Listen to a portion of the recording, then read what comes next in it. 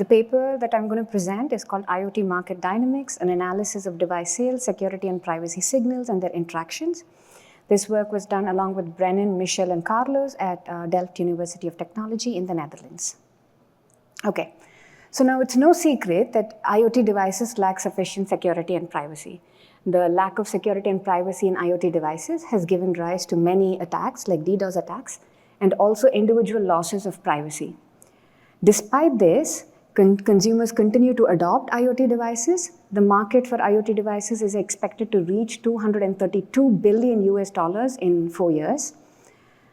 How do we explain this? On the one hand, consumers are suffering from the lack of security and privacy, but on the other hand, the adoption rate is going high.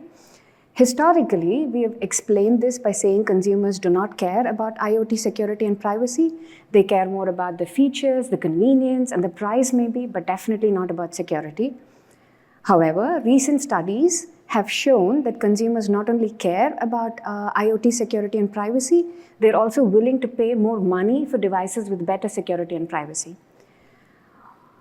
But these are studies that are conducted in a lab, and we wanted to understand if these preferences that consumers have for better security and privacy in IoT devices are reflected in the real-life purchase decisions. And as with any empirical work, this is an easier question to ask than to answer because we need data sets, and in our case, we need 2 data sets. First, we need a data set which gives us an idea of the security and privacy of these devices, and then some way to estimate the real-life purchase decisions. Luckily, we were able to get both.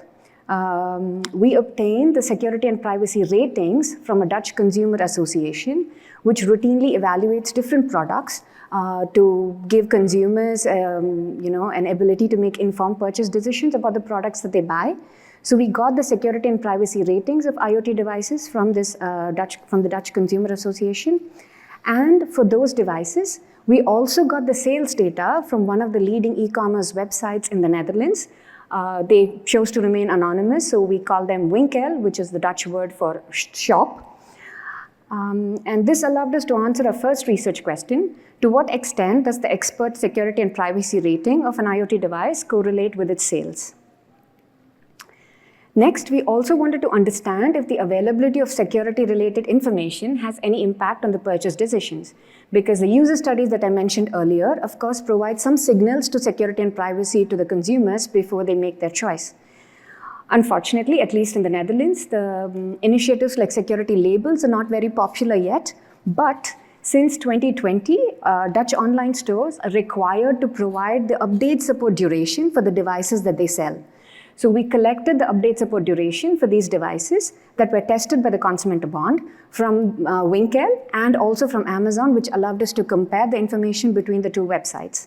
So our second research question was, does the availability of update support information of IoT devices on online stores correspond to a higher sales? Before I go to the results that we found, a quick background on the data set. So the expert ratings that we got from the Consumer Association were of 3 types. First, we got the update rating, where they evaluate whether the update is supported, whether the device has automatic updates, and so on.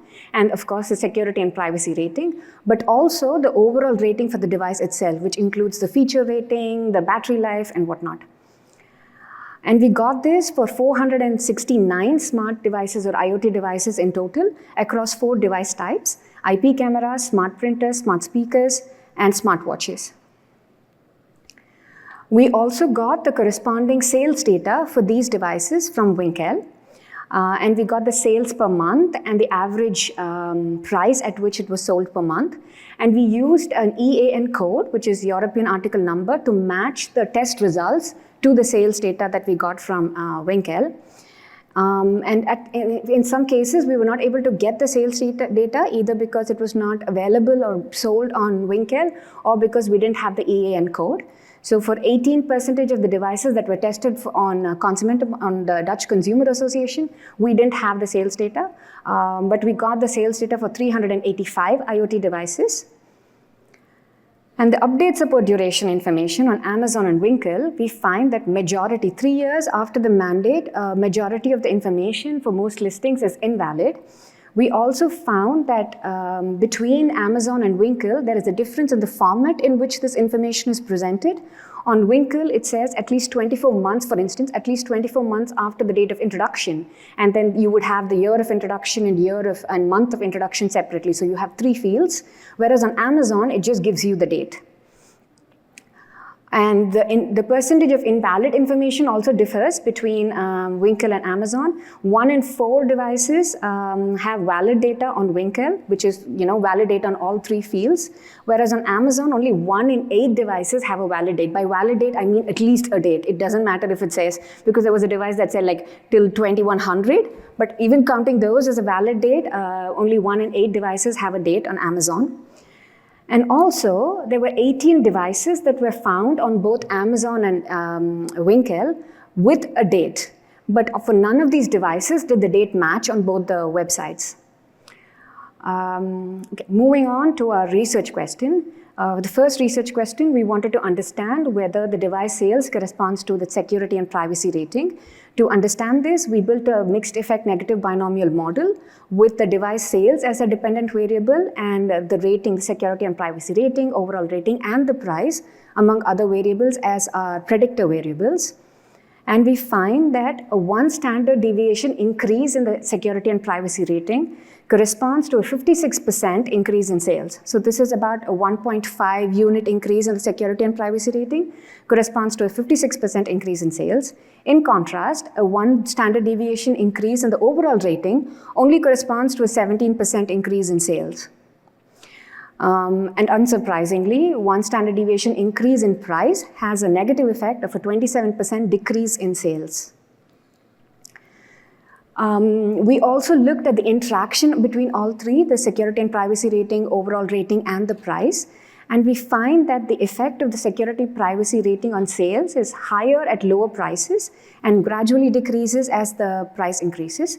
For instance, in this graph, the x-axis is your average price. The y-axis is the sales, and we find, like, if we just focus on the middle graph, we find that at higher prices, at lower prices, the sales is higher till a certain point, after which, the effect is almost negligible.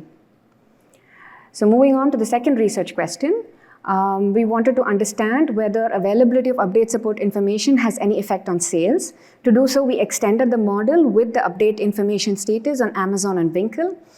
And we found that devices with an invalid update status on Amazon correspond to a 34% decrease in sales, while devices with a valid update status on Winkle correspond to a 69% increase in sales.